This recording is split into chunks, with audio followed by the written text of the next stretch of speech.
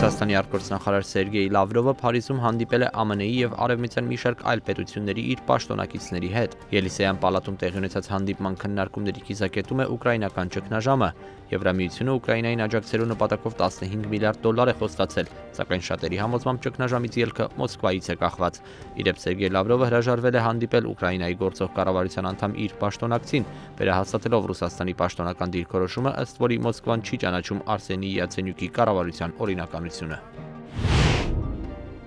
Մինչ հարաբերությունները Ռուսաստանի և Ուկրաինայի միջև շարունակում են լարված լինել Ղրիմի շուրջ, Նյու Յորքի շուրջ 160 հազարանոց ուկրաինական համայնքը ուշի ուշով հետևում է գործընթացներին։ Համայնքն արդեն իսկ հանգանակություններ է իրականացրել Ուկրաինայում բնակվող հայրենակիցներին աջակցելու նպատակով։ Նյու Յորքի կաթոլիկ ուկրաինական Սուրբ Գևորգ եկեղեցում են կախված Մայդանում տեղի ունեցած բախումների արդյունքում զոհվածների լուսանկարները։ ԱՄՆ-ի ուկրաինական համայնքի շատ անդամներ հույս ունեն, որ նոր կառավարությունը կկարողանա արագ կերպով վերահաստատել կայունությունը երկրում առանց Ռուսաստանի ռազմական միջամտության։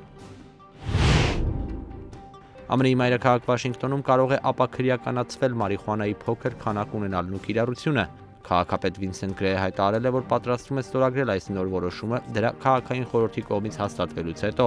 Որոշման հաստատվելու պարագայում մինչև 28 գրամ մարիխուանա ունենալու համար սահմանվելու է ընդամենը $25 տուգանք։ Օրենքի ջատագովների պնդմամբ մարիխուանա ունենալու պատճառով մինչ այդ սերբակալվողների 90%-ը աֆրոամերիկացիներ են եղել։